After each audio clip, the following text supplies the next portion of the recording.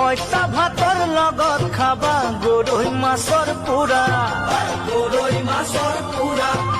ধনী বুঢ়া দৰা লবা ঘটিবলৈ টকা, ঘটিবলৈ টকা।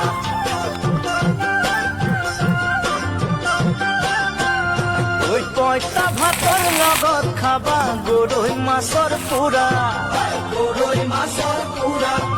ধনী বুঢ়া দৰা লবা ঘটিবলৈ টকা, ঘটিবলৈ টকা।